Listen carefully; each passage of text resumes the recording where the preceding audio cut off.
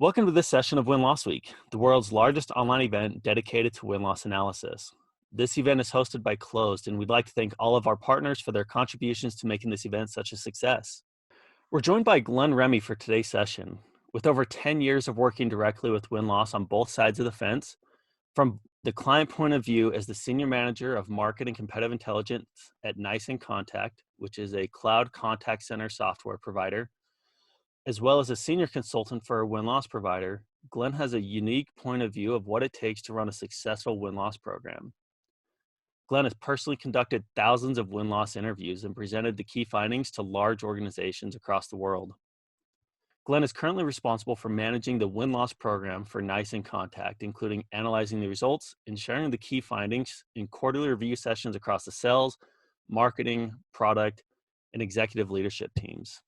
And Glen, today we'll be talking about how to use win-loss to feed your competitive intelligence program. So Glen, thanks so much for being here today. Hey, happy to be here.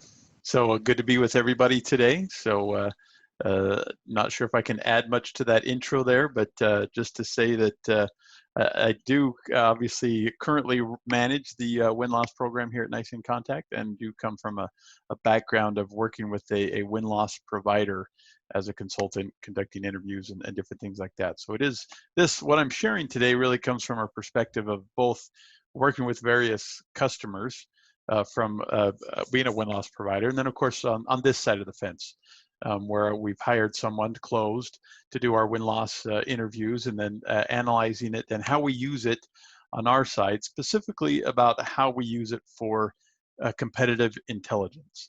Obviously the win-loss portion goes without saying.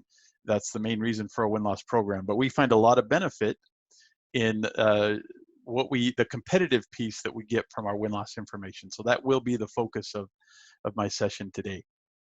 And before we jump in, I just want to share briefly what inContact does. So we are a CCaaS, or a contact center cloud provider for contact center as a service. 100% built in the cloud. We are a leader in our space, and you can see various stats and different things here in the chart on the right. And on the left, just kind of various things that we do. It's call routing. It's a digital first approach, outbound, no pause dialer, workforce management, quality management, reporting, etc. Just really anything that you would need to successfully run your contact center. So that's what we do. And then, as mentioned, my job is market and competitive intelligence here at inContact. So I really consider my role kind of a sales support role, where I provide them with competitive information on how they can better compete against our main competitors. So with that, where does competitive intelligence come from? What is a good source for competitive intelligence? There are lots of ways I think we can gather it, and so I'm just going to talk about a few here today. First of all, before I kind of jump in to some of the ways that we gather competitive intelligence, I put this slide on here just because it's important that you have validation before escalation. And what I mean by that is, you're going to hear, as a competitive intelligence person, we get a lot of things thrown at us from the field. Sales reps will come and say, hey, have you heard this? Or I lost a deal to this competitor because of this and that. Or product teams will come and say, hey, I hear this competitor has recently developed this. So lots of different things kind of thrown at us. And what I've found, it's best before escalating rumors and even press releases and different things, to try to validate as best as we can some of that competitive information. What does it really mean? A lot of stuff, companies will throw out a lot of information via press release about product enhancements, but as a competitive intelligence person, it's always good to figure out what exactly is underneath the covers, shall we say, of a product release.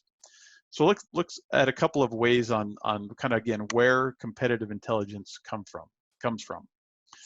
First, there's really two sources. There's secondary and there's primary. Secondary would just be your web searching, right? If you work in the competitive intelligence space, you're an expert Google searcher, shall we say, right? You do a lot of Google searching. You're looking for demo videos, anything that you can find online. You're trying to cut through the press releases. You're listening to earnings reports from your competitors, and then of course you're meeting with industry analysts and reading the various reports that are out there. Those, and there's other things. That's just some of the main ones I put under the kind of the secondary piece that we use. And of course, there's primary research, and that would be, see, these are some of the main ones that we found a lot of success with. Former and current employees that have joined us from competitors. Now, there's not, sometimes they can't obviously share everything because we don't want to get them in trouble with any non-compete clauses or things that they've signed with a competitor. But there are some things that they can share. That can help with validation of what a competitor is actually doing. Again, cutting through the kind of the marketing fluff. And then former and current customers, also a good one, right? Those who have left us and gone to a competitor, that's a good source. When they're willing to talk to us, it's a good source of competitive information. Not only does it tell you what your competitor is doing, but it's a good opportunity to present yourself and kind of understand your own weaknesses or strengths against what they're now experiencing with a competitor. Sales reps in the field, also a great source of competitive information. They will send a lot of information our way.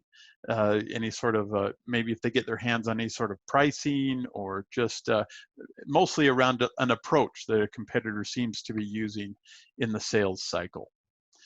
These couple other ones are really where third parties come into play.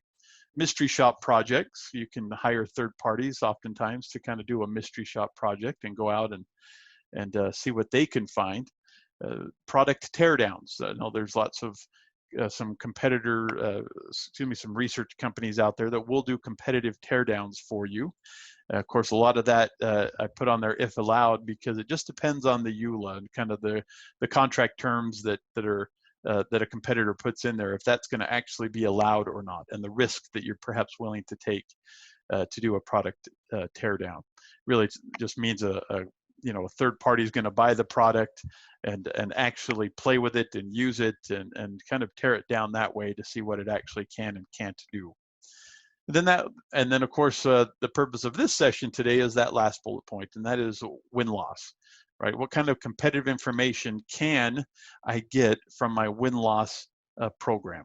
And of course, if a plug here, if you're not doing a win-loss program, I would highly encourage you to do that.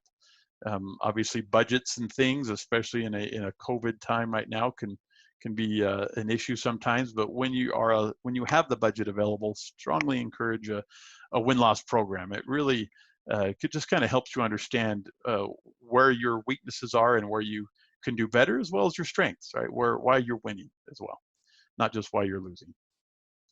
So with that, how do I gather competitive information then in my win-loss program? What are some of the questions that you can put in there? What are my expectations on what I'm actually going to get in terms of competitive information? Will they actually even share competitive information with me in my win-loss interview? And what about quantitative versus qualitative? I know there's lots out there. Some believe it's just all qualitative. Sometimes some do a mix. Most, I think, probably do a mix of quantitative versus qualitative. So where does that come into play, and what kind of questions should I have in my qualitative versus in my quantitative interview? And then what about pricing? Can I get competitive pricing, and what are some of the best approaches to get competitive pricing? So let's talk about some of those topics briefly. The first one is what type of questions can I ask? Now, I have found that the best approach is a good mix of qualitative with quantitative. You really do need to have both, in my personal opinion. And a couple of questions, I've just put some examples here of things that we currently use that have helped us gather some competitive information. That first one, who were the main vendors or solutions that you evaluated, right? That's oftentimes a common question you're going to get in your win-loss anyway. Also, the question about, who did you select? That's a pretty, so it's a loss, right? Who did you go with instead of us? That's a pretty common question that you're always going to have pretty much in a win-loss interview guide. But other questions that we really added and like to add that in the qualitative piece of it, or towards the bottom here, and that is, what did you like most about a primary or secondary competitor's solution? And I try to get this for as many competitors of our main competitors that they considered, right? So let's say they maybe looked at 3 or 4, and that's relates to the second bullet point here, where it says, you know, who were the primary or alternate competitors to us. And then what that question is answered, maybe they give 3 or 4, then I do like to ask the what's most important, or what did you like, rather, excuse me, of a competitor, and what did you dislike? Because that information really, again, it uncovers 2 things. It uncovers and provides validation for perhaps things you may have already know about a competitor, but may also provide additional insights that you really didn't know. Because keep in mind that a lot of this in a win-loss is perception, right? So it's how the product was presented, and then how they perceive a competitor's strengths or a competitor weaknesses. And that usually comes through the demo, the sales process, etc. So it's good to know that how they perceived some of the weaknesses just from what they saw during the evaluation process. And again, you can use that in some of your competitive information, and we'll talk about that here in a moment. And then the last one is also a good question. What really can nice inContact in this case, learn from a competitor's product offering or sales process? So while you get to the likes and dislikes, I like this question because it really kind of uncovers a little bit more granularity, perhaps in some of the additional strengths and things that they might perceive are better, and that we could potentially learn from our competitors. Because we admit, not everybody does everything perfectly. Everybody has their strengths and weaknesses. So it's really good to understand where those strengths and weaknesses are, or the perceptions of where those are, based on those that did some of an evaluation of you. Now, over here on the right are just a couple of screenshots, are what it looks like in the quantitative portion. On the left, those are all qualitative questions, pretty much. On the right, we've got more of the quantitative view. And this is that shows up in that post-interview survey that's sent out by Closed in our case, where it's asked who are the main competitors, who are the alternatives, and then we get into some performance ratings versus the competitors, and that's this screenshot down here. So we're really just asking, how did we perform, nice inContact, in these areas, and then you go to how did a competitor perform in these areas. And what's important, the reason we do that, I'll show you on the next slide, is really so that you can come up with this, what I call a kind of a gap analysis.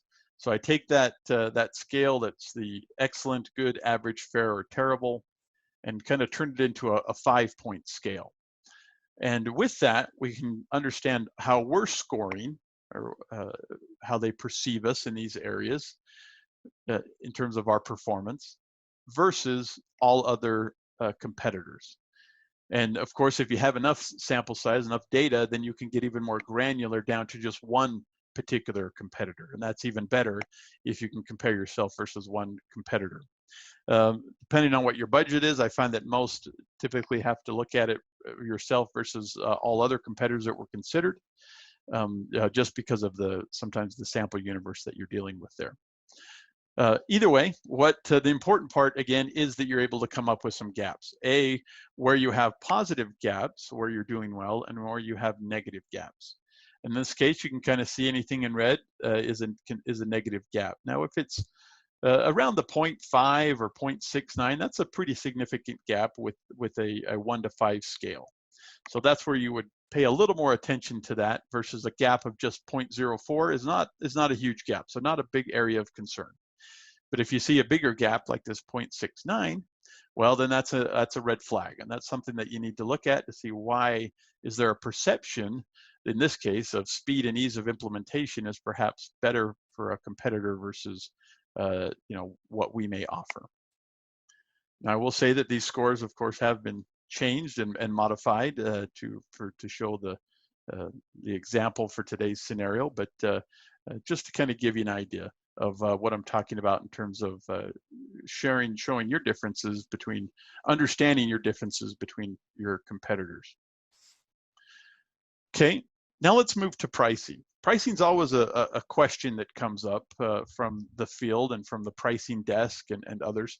How are we priced compared with our competitors? Now, if you can get your hands, of course, on actual competitive pricing through an SOW or what have you, then that's great. But those are few and far between and are a little difficult to get a hold of. So without that, there's other sources that we need to use to kind of get an idea of really how's our pricing versus the competition. And this is strictly a quantitative question that you're looking at here. I've found over the years that putting a pricing question in the qualitative interview doesn't typically work as well when you're talking about the competition. Now, that being said, what I will say is the type of pricing questions that you can put in a qualitative interview is something like, how was the pricing kind of our pricing perceived versus the other competitors? It's just kind of general in nature. Well, it was higher and that sort of stuff. Now, obviously, you can maybe do some probing and say, okay, well, how much higher, and try to get to a little more detail there. But I've found that most respondents are a little more reluctant to get into too much detail about pricing over the phone. However, when they fill out a survey, they sometimes will at least give you an idea of the ranges on how close you are in terms of various areas within pricing. Now, we have three buckets that we use. It's overall pricing, implementation pricing, and ongoing service and support. And we just basically ask, how did, which of these ranges describes, insert your company name, relative to the winning vendor or the kind of the closest competitor or the runner-up. And that's kind of what you get here. You'll get various percentages to how many believe in terms of fell into the at least 20% more, or 10 to 20% more, et cetera. And you can kind of understand at least an idea of where you're falling in terms of pricing, right? Am I typically higher? Am I lower? What am I within 5%, right? Let's say if you're typically within 5%, that's a good area to probably be in.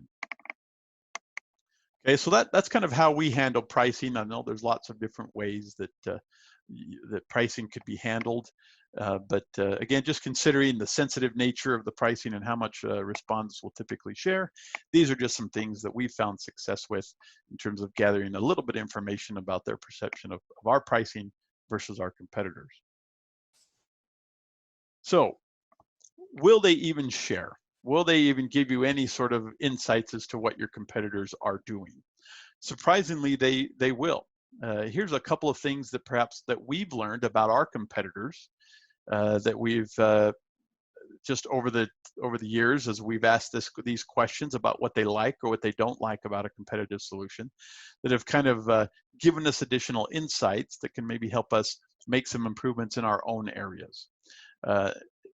This first response really just came from why another competitor was selected. And again, that's a typical win-loss question, so nothing super special there. What do you like and dislike? Again, a lot of win-loss providers will have these questions built into their interview guide. So again, just some examples of what we hear. What did they like about a competitor's solution? Well, they did a good job listening to our requirements, and they never once made any comments positive or derogatory towards a competitor. And I will say on that one, it is important that the field understands that most buyers don't like it when sellers come in and kind of competitor bash, as you call it. So as you do get competitive information, I'll just put a little plug in here and say, be careful about how you weaponize and arm your sales guys with the competitive information. And it's typically better to just emphasize your strengths that will put perhaps a magnifying glass on your competitors' weaknesses, rather than going in and just kind of attacking directly. Other things that we've learned, they had some cool features, lots of add-ons, additional products, etc. And again, I'm not going to go through all these, but just a couple of examples as to the type of information that you can get when asked what they like or what they didn't like about a competitor. Now, what do you do with it? So you've got some information, you've got a couple of competitive quotes. So what can I do with it to kind of use it in my competitive intelligence information? Well, there's a couple of places where you could use it. The first one, of course, you can use it in your internal battle cards. Now, what I'll say here, and I've put it here at the top, is you do have to be very careful as to how you use quotes that you receive in your win-loss interviews. First of all, if you're going to use any quote externally and you're going to actually cite a respondent or even a respondent's company, you must get their permission before doing so. You can't just openly use that quote in marketing materials and externally. You do have to get their permission to use that information. Now, obviously, you can reach back out to them and kind of get their information that way. But there are other things that you can do in terms of sharing that information internally where you can still use it. One here is an example. This is a newsletter that we do. And I just wanted to share this example as a way of how we share some competitive quotes, even internally. And you can see, just a quote about one of our competitors, but the way I cited it here is it was from a CIO from a government transportation company, 140-seat win. So what I've done there is there's really no identifiable information in there. There's a title, of course, but there's that government transportation. It just outlines the industry that this particular company is in. That's what I want to emphasize here is as you use quotes, I would strip out the company specific information or anything, again, that's going to be identifiable, and just kind of go with a title and perhaps a general industry sort of segment in which that buyer may reside. If you, going that route typically can kind of keep you out of trouble with referencing somebody who hasn't given you permission to use their exact quote. Now, again, other areas in terms of where you can use some of the competitive information that you've gathered from your win-loss, as I mentioned, in the competitive flashes, newsletters, messaging frameworks for your product marketing team, case studies for wins, and again, that's going to require permission. But if you, and the reason I say this one, because sometimes you'll get a pretty glowing review back from a win. And when that happens, sometimes you can pass that information on to your customer marketing or your reference team and say, hey, this guy likes us a lot, so you might want to reach out to them or consider them to see if they would willing to do a case study or some other customer testimonial. So it does help you identify customers, wins who like what they've done so far with you, and then perhaps you can turn them into a nice case study.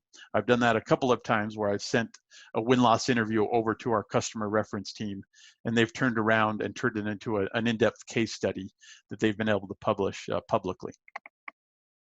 Other things you can use the competitive information from your win-loss for is supporting evidence for your product roadmap and development. Again, that goes back to what you like and what you dislike about a competitor, right? You say, hey, they're doing well consistently. The feedback we're receiving from win-loss and other areas is that they're doing well in these particular areas. So we need to take a closer look at what we're doing there and make some enhancements.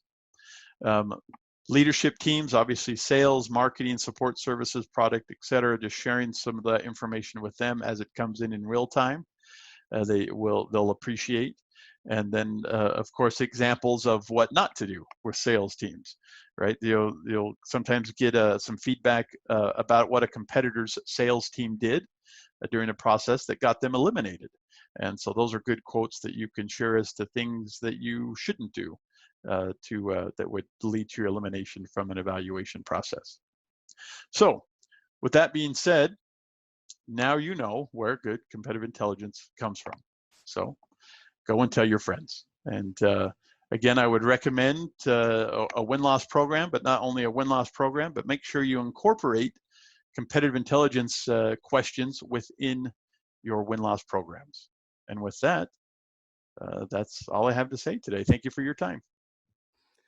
Thanks so much, Glenn.